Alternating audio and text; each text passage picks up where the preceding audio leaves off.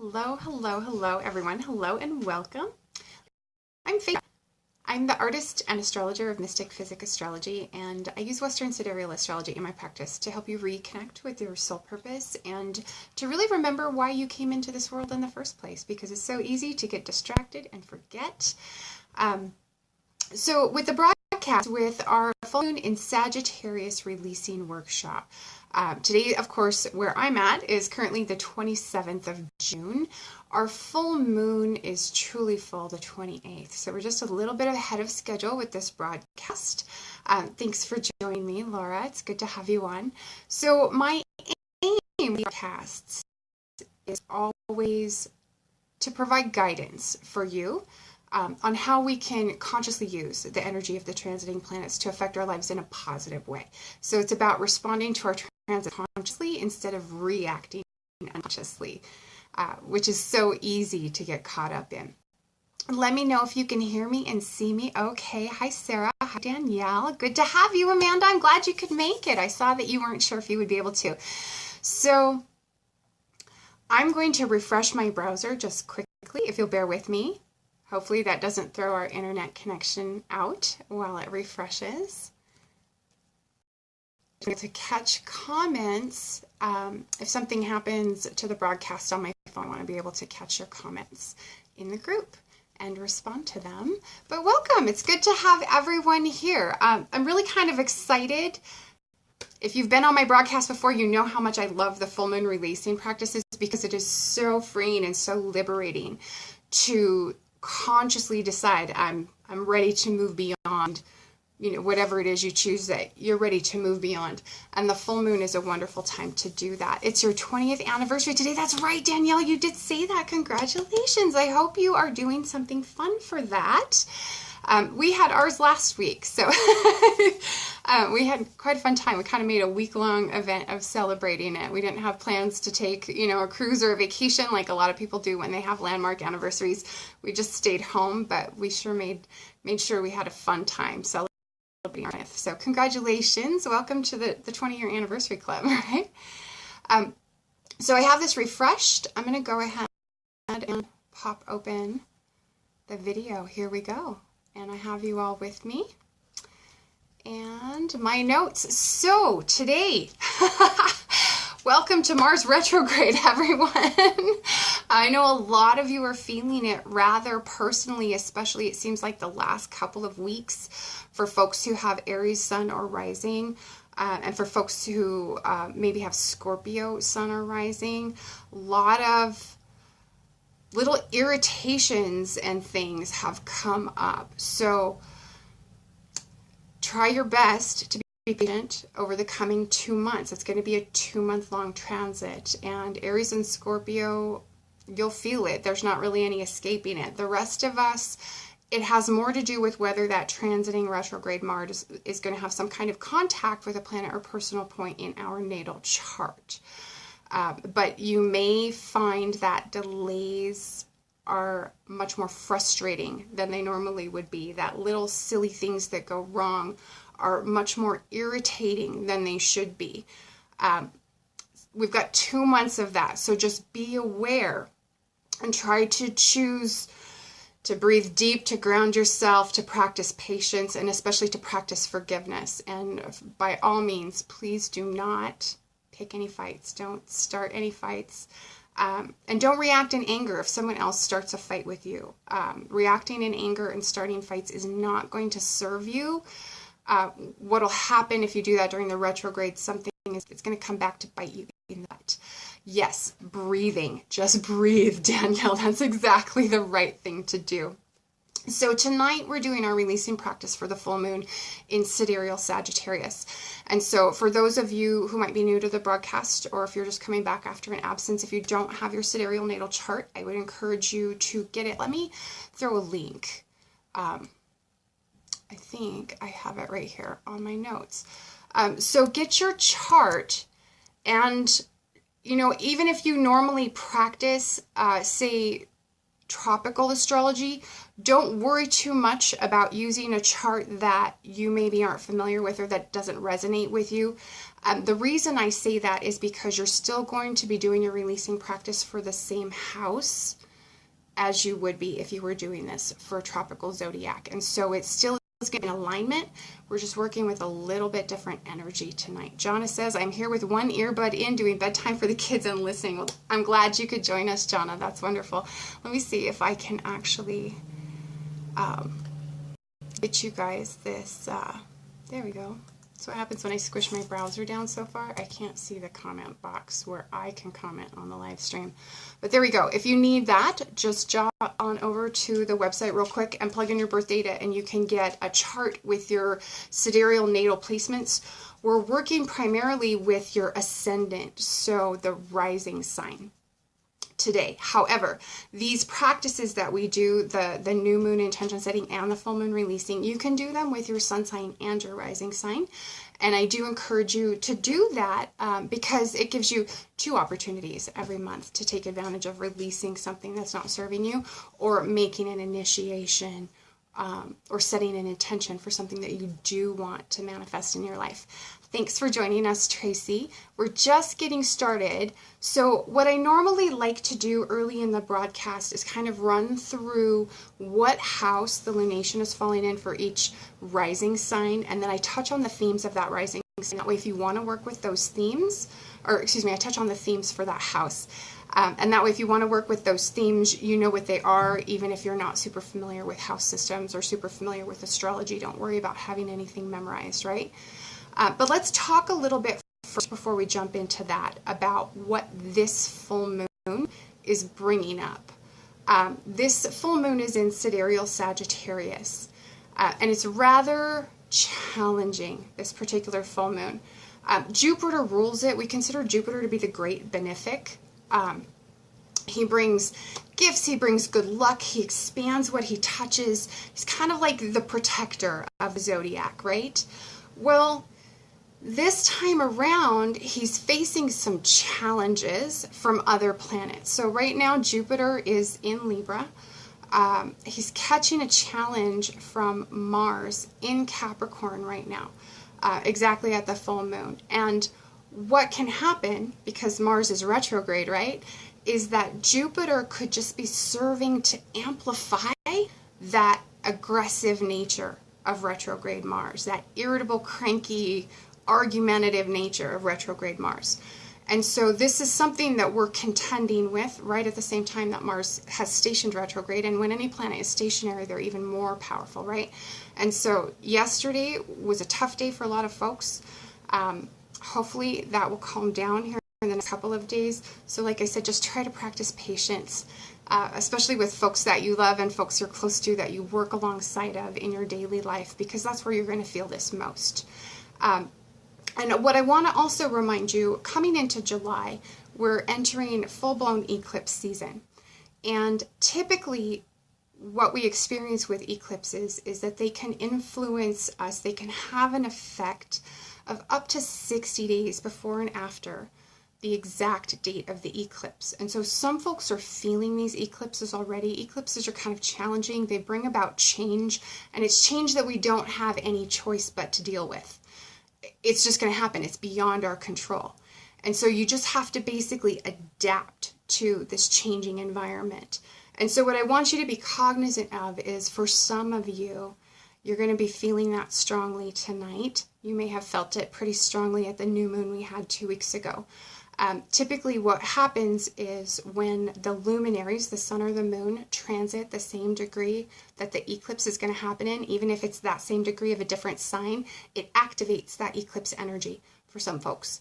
And so breath, be patient, spend a lot of time, in meditation if you can, or taking time just to go out in nature and do some grounding, just to kind of give yourself a chance to move through all of this energy that we're dealing with, especially as we come through July, in a way where it's a little bit more manageable for you. And so you might be noticing tension in the houses that the July eclipses will be activating for you. It's totally normal, okay? The tension will be mostly over by the end of August, for sure over by the end of September. So just kind of breathe deep, buckle down, get your hard hat on, right? Because by then the eclipses will have run their course. As we come out of August and September, we'll know exactly what those changes are. We'll have a chance to survey our new environment, our new surroundings, and we'll be in a better position to decide how to proceed at that point in time, okay? But thanks everyone for joining me. What I want to do now is have you grab your pen and paper. Hopefully you brought your pen and paper with you, because we're going to write down what it is we're letting go of tonight, and then we're going to release it either by burning our paper or by tearing it up, okay? But what I want to do right now is run through by sidereal rising sign, what house this particular full moon is falling in for each of you, and what the themes of that house are. And then we'll move into talking a little bit more directly about the archetypes and themes of Sagittarius and how we can use this full moon to let go of what's not serving us any longer. Jana says, right when I'm packing and moving. Yes, that's exactly the kind of change an eclipse can bring. They're permanent life-changing events. For instance, and I will be following up with all of you, because I do have a separate broadcast specifically about eclipses planned for the first part of July. But just kind of for instance, Jana, in July 2010, we had an eclipse that conjoined my ascendant within about a degree or two. And it was at that eclipse that I quit smoking. So it was a permanent life change for me. I actually did that intentionally. I chose to quit smoking at that eclipse because I knew that I would be riding the power of it. And it was one of the best things that I ever did. It was one of the best ways that I ever used any kind of full moon energy, was to let go of an old habit and step into a new life, a new identity as a non-smoker. I've never regretted it. I've never had another craving for a cigarette ever since then. It was the best thing I ever did. 6 months later, we had another eclipse, because they do come in pairs, about 6 months apart, right? That December. And that eclipse happened a week after I signed papers to buy our house. And so that was another major change of life. And so these are some of the kinds of events that you can experience, but sometimes there are events that you can't control. Someone else may leave your life, or someone may come into your life that has an impact on it going forward. So just know July will be kind of rough, and some of you may be feeling that right now. So if you have Aries rising, jumping in to the rising signs, if you have Aries rising, this is a 9th house full moon for you. And the 9th house governs higher education, long distance travel, long distance communication, so things like publishing or broadcasting or even live streaming like this. It also governs religion, law, and philosophy. Okay, now what's interesting is those same themes are the themes that Sagittarius rules, and we have our full moon in Sagittarius. And one thing I wanted to kind of call out to you as not terribly coincidental to my way of seeing the world, Justice Kennedy announcing his retirement at the full moon in the sign that governs law, right? Full moons bring about endings and culminations, and his tenure on the Supreme Court is now ending. So just kind of an interesting parallel. Those are the kinds of things you'll notice the more you kind of pay attention from an astrological perspective to events that happen in the world. If you have Taurus rising, this is going to be an 8th house full moon for you. So this has to do with other people's resources. This is things like investment earnings, insurance, taxes, inheritance, bonus or commission income, not income that you earn from the work that you do, okay? And it also has to do with debts that you might have. And then some other 8th house themes are death, rebirth, and transformation. And so some folks might experience the full moon in that way. Bree says, but July was rough last year. I just want to chill July. Yes, it was. Yes, it was. I was just looking back at last year's notes about this, and it seems like the summer months that we've gone through are when we have a higher number of planets retrograde, and last year we had our eclipse season we were kind of entering the early stages of it in July, and then it reached a crescendo in August. So we're kind of dealing with that a month earlier this year than we did last year. And yes, I just want to chill July too. I totally understand. If you have Gemini rising, this is going to affect your 7th house. So partnerships and marriage, long-term committed relationships, and your relationships with other people in general. The 7th house describes how you interact with others. And it can also describe, especially specifically the descendant, which is the exact opposite point of the ascendant, what we reject about ourselves specifically, right? And so sometimes that might be what you want to work with instead of themes of partnership and marriage. But keep in mind that does include business partnerships. Any kind of long-term relationship that you might have would fall under the 7th house. If you have Cancer rising, it'll be a 6th house full moon for you. So work, health, pets, your daily routines, employees, if you have them, also fall under the 6th house. And then for Leo, we have the 5th house is your full moon. So creativity and children, romance and true love fall under the 5th house, not marriage, right? That's Venus's domain. That's 7th house, like we just talked about, the archetype of Libra and partnership. But the 5th house is the natural house of Leo, and Leo rules the heart, okay? So this also has to do with pleasurable activities, hobbies, sports, and also risk-taking and gambling are governed by the 5th house. And I would suggest that if you do gamble in any way, you might want to stay away from doing any sort of gambling at this particular full moon, just because it is kind of challenging in that way, okay? For Virgo rising, 4th house is the house that this full moon will be happening in for you. And so that's home and family. It's real estate. It's later life. It's also your parents, okay? And it can be one or both. Now, 4th and 10th house typically rule the mother and father. And different ways of approaching astrology assign those two houses differently. What I typically encourage folks to do, if you're looking at a single parent, look a little more closely at your natal chart, because your personal natal chart is what I found will give you clues as to whether the 4th house rules your mother or father and the 10th house rules the other. But you'll see those clues in your natal chart. And then for Libra, 3rd house, so communication, local travel and transportation. This is communication and travel is going to happen in proximity to you, in close proximity, so not long distance. That's 9th house.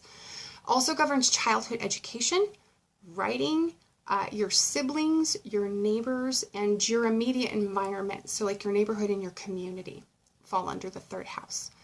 If you have Scorpio rising, this is going to be a 2nd house full moon for you. So wealth and possessions, movable assets, not real estate, and money that you earn by the work that you do. And then it also governs expenses, okay? Danielle says, don't forget the transitional ruler of Pisces is Jupiter too. That is correct. We do have a couple of signs that have kind of multiple rulers. And I don't discount the traditional rulers, even though we do have modern rulers for those houses, because I've found that the traditional rulers are quite often relevant, even in a modern examination of transits. For Sagittarius, of course, this is 1st house. So a 1st house full moon is going to deal with issues around personality and identity, self-expression, your physical body and appearance, your image, right? And the role that you play in the world. So this is how you interact with the world. It can also be like your mannerisms, your way of expressing yourself. And then for Capricorn, this will be a 12th house full moon. So privacy and seclusion, spirituality, unconscious mind, retreating from the world. And then the 12th house also has to do with institutions of seclusion. So this is relevant for folks who work with prisons or correctional facilities, hospitals or nursing homes, any kind of residential facility, or even like a boarding school. That would fall under like the 12th house. Aquarius, 11th house is this full moon. So friends, organizations, and hopes and dreams. And so this is a fantastic opportunity to kind of give birth to a dream if you have Aquarius rising. And then for Pisces, 10th house, career awards, recognition, achievement, status and reputation as well. And that can be status and reputation for good or for ill. So keep that in mind. So if anyone is joining late, if you want me to recap for you what house and themes this is going to touch on for you by rising sign, just let me know what your sidereal rising sign is in the comments, and I will jump back and recap that for you. And what we'll do now is kind of jump in and talk about the Sagittarius archetypes and Sagittarius themes, and that will help us explore how we can put this particular full moon to use. So Sagittarius is a fire sign, right? It's action-oriented. It's passionate about ideals, adaptable to new and varied or different experiences. Sagittarius, the energy of Sagittarian energy is expansive. It's open. It's idealistic. It's friendly and fun-loving. Jovial, that's the word we associate with Jupiter. It's a perfect word to describe Sagittarius. But it's the energy of exploration in the sense of it seeks out the new and the unknown. And the point of that is expanding our knowledge, expanding our understanding of the world and the knowledge that we have to draw on as we move through the world. Okay? So as far as archetypes, Sagittarius talks to us about the philosopher or the teacher, the free thinker, the priest, the traveler and explorer. It's also the lawgiver, the benefactor, or the student. Sagittarius seeks understanding, and that understanding is what brings about wisdom. So it represents a higher state, right? And that higher state exists beyond knowledge learning. It's what happens when you're able to synthesize knowledge learning and experience. Those two pieces, when you bring them together, result in wisdom, right? It also represents faith, but not only in a religious sense. It represents faith in humanity, okay? For contemplation, this is an interesting thing. So I have learned my lesson. I keep this book right at hand, and it's going to be backwards on the live stream. But I would encourage you, if you don't have this book, get a copy. It's Stephen Forrest's The Inner Sky. And in it, he talks about both the positive and negative ways that different zodiac archetypes can be expressed. But in that book, one thing that he observes is that Sagittarius isn't the archer. Sagittarius is the archer's arrow. And I feel that that's a very significant shift in understanding Sagittarian energy, to see it as the arrow and not the archer itself. And so let's talk a little bit about what does that arrow do? Well, it shoots high in the air, right? And that vantage point that it achieves from way up in the air gives it an overarching perspective of everything that's below, right? So then it's able to seek its exact destination from that elevated perspective. And it can seek that destination with an absolutely unwavering singularity of purpose from that higher expanded perspective. And so if Gemini, which is the opposite, the counterpart of Sagittarius, if Gemini is the detail-oriented, the analytical, and if Gemini is specific, Sagittarius then represents the big picture perspective, right? The holistic worldview, the taking a step back and getting a new perspective, which is especially important to do when we've been up close and personal with something so long that we no longer see it for what it really is. Danielle says goals. And yes, it's that aiming at a target, right? And so ultimately, Sagittarius is about the growth and expansion of your mind, okay? And so that's part of what we want to play with. So that growth and expansion of your mind, that comes through the expansion of experience, which happens through travel, it happens through learning, it happens through contemplation. And then you bring that expanded point of view back down to earth, to mankind, like the arrow, right? So what I want you to do now is grab your paper and your pen. Let me see where I put my pen. I just had it before I started the broadcast. So considering the house that Sagittarius occupies in your natal chart, what I want you to do is to ask yourself whether being small-minded or less open to new ideas, new experiences, new information, or other points of view is holding you back from growth or from achieving what you want in your life. Is there a belief or an ideology behind that that comes from early childhood conditioning? Something that perhaps you've outgrown that's not serving you any longer. Is it possible that that belief was taught to you rather than being... Sorry about that. I had a reminder go off on my phone right in the middle of the broadcast. I'm going to have to remember that.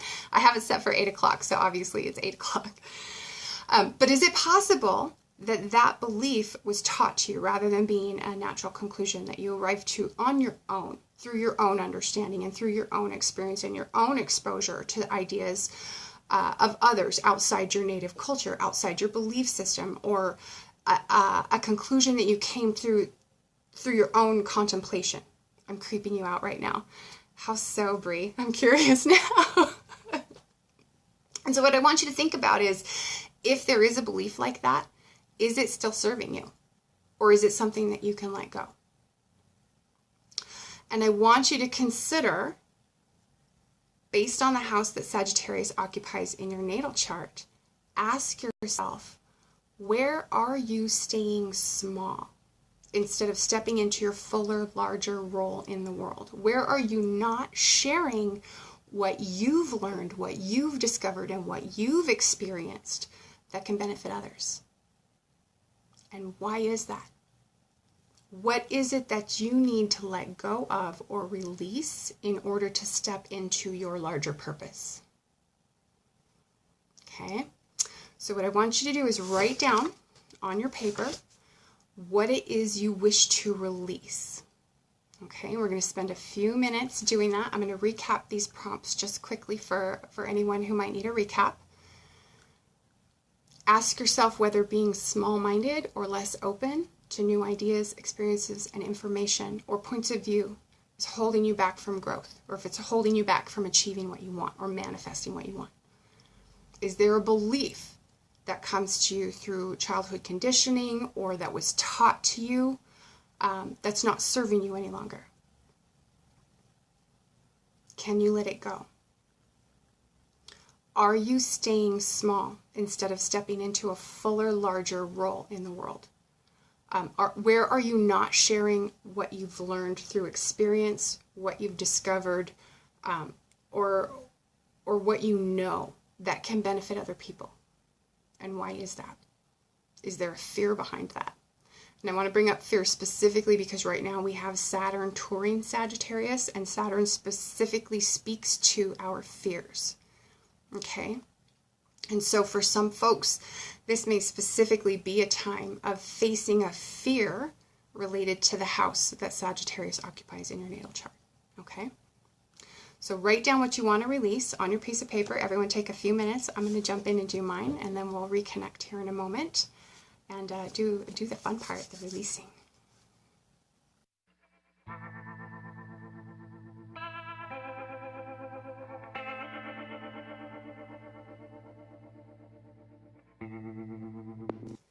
Tracy says Libra is your rising sign. So Tracy, for Libra rising, let me scroll back up. If you need a refresher on this, that's third house. So local travel, nearby communication, short distance communication, childhood education, writing, siblings, neighbors, your immediate environment, so like your neighborhood or your community, are all governed by the third house. Okay.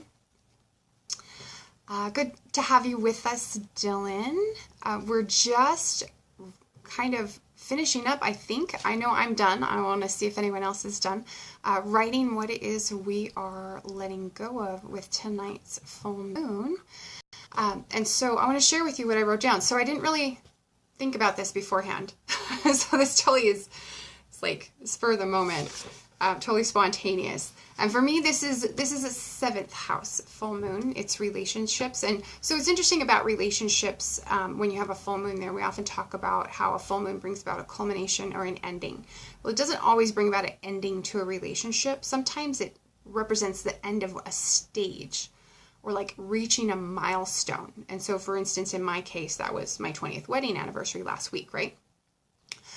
And so for me, approaching this from that point of view of relationships and how I interact with others, I'm really kind of digging into my Gemini ascendant, my Capricorn sun here. I have Saturn in Gemini right on my ascendant. And so the dynamic here is that Gemini gets a rap for being superficial, right? Well, I can tell you that in my case, because I have Saturn in the 1st house, because I have Capricorn as my sun sign, it's a very buttoned up tight kind of, like, I sometimes have a difficult time communicating what I really think and what I really feel in a way that makes me feel like I'm being understood, right? And so what I revert to by default when faced with that kind of uncomfortable dynamic is I just clam up and shut up and don't. And so, for instance, if you feel like your relationship with me, if you're someone that I know, if you feel like your relationship with me is kind of superficial, like I don't ever really talk about deep, important stuff with you, part of it is that Saturn in the 1st house and Capricorn sun playing into it. I'm a very reserved person in that regard. I will talk to you all day long about stuff that's not super, super important to me. But when it comes to talking about stuff that's super important to me, it's like I get scared, right? And so I tend to not do that. And so what I'm choosing to work with for this full moon, in my statement, I've said here that I release my fear of sharing my most intimate thoughts and feelings with others. I release my fear of open sharing and accept that any rejection which might arise from speaking my own truth is serving to bring about honesty and openness in my relationships. That's big and scary for me. But when you think about it, if someone is going to reject you for speaking your truth and standing in your truth, that's a relationship that's built on a lie, right? If you are afraid of speaking your truth to that person or standing in your truth to that person just to have them in your life, that's not a very honest or open relationship. It's a lie of a relationship, right? This is a big step for me. Thanks everybody for being here for it. Not what I was expecting to do tonight. But what we do, now that you've written down what it is you're ready to let go of, what we do is we state aloud our intention to release it. Danielle says, hi, I got Saturn on the ascendant in Aries. Yes. So state your intention. So what you want to do is you want to take this to a fire safe place. That could be a barbecue or fire pit if you have one outside, or a fireplace in your house. I've burned this in my kitchen sink before when I lived in places that didn't really have a fire safe place, just so I could be, near a source of water and kind of have it in a protected space, right? So you're going to state aloud, I release this whatever habit, mindset, fear, person, it could be a person, that's no longer serving me. I thank it for the lesson that it brought to me, and I release it with love and gratitude. So here we go. I release this fear of open self-expression. It's almost kind of a fear of vulnerability in a sense, right? A fear of rejection. I release this fear that's no longer serving me, and I thank it for the lesson that it brought me, and I release it with gratitude. And I had to turn down my ceiling fan. It's hot. It's summer here. And I was like, there's no way I'm going to get this lighter to burn this paper with the ceiling fan on high. But you just burn it, and burn it completely if you're burning it. If you're tearing it up, that works too. Tear it up into little tiny itty bitty pieces and just let it go, right? But make sure if you're burning it, that it burns completely. And here we go. Wow, this really wants to be let go of, because it is just gone. One fell swoop. All done. There you have it. But be safe when you're doing this. Practice safety, please. I would not want anything unfortunate to happen just because you're practicing a releasing practice. Okay, and then when you're done with your releasing, I really recommend spend a few moments in reflection, in meditation, spend a few moments with the gratitude that you've cultivated for whatever it is that you let go of, because whatever it was, no matter how challenging or difficult it was while it was in your life, it taught you something, and it taught you something valuable while it was here. Okay? Ah, that feels so good.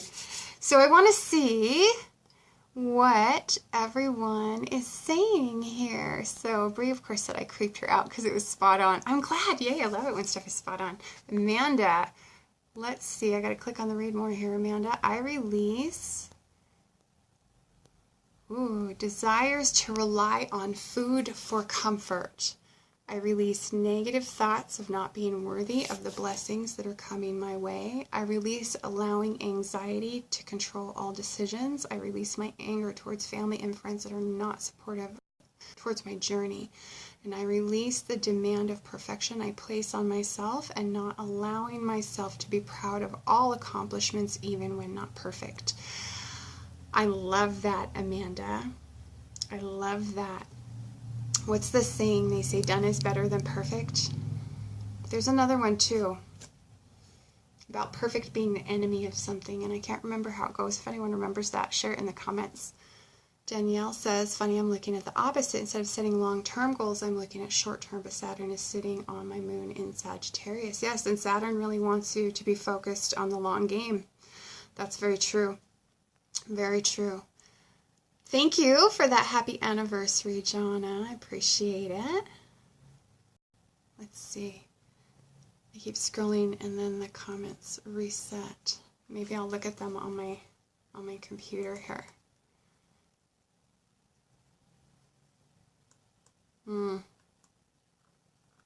No, they're not refreshing on my computer either. That's hardly any fun. Let's see. Here we go. Feels like a ton has lifted off my shoulders. Yes, Amanda, you are touching on what I love about the full moon releasing. It's like a weight being lifted, a weight that you didn't know that you were carrying because you were carrying it for so long, you grew accustomed to it, right? Kind of like the frog in the water, where if you put them in boiling water, you jump out right away. But if you slowly turn up that heat, we don't realize. And we end up carrying things far longer than we need to. And one of the other reasons why I encourage to practice the releasing is because sometimes it's that simple act of letting go of something, of making space energetically in your life that invites the new stuff to come in and fill its spot and lets you move forward, right? It's like cleaning out your closet, isn't it? And so it's very refreshing. And it's funny because I enjoy the full moon releasing practices almost more than I enjoy the intention setting that we do at the new moon. But it's been lovely to have everyone. I'm so glad you all joined me. And what I want to do now is just get back to my notes. I want to see if I had any major announcements. And I don't think I really did, other than I wanted to make sure everybody knew the July overview and short reports and the full horoscopes by sign are already up on the website. They've been up for a couple of days now.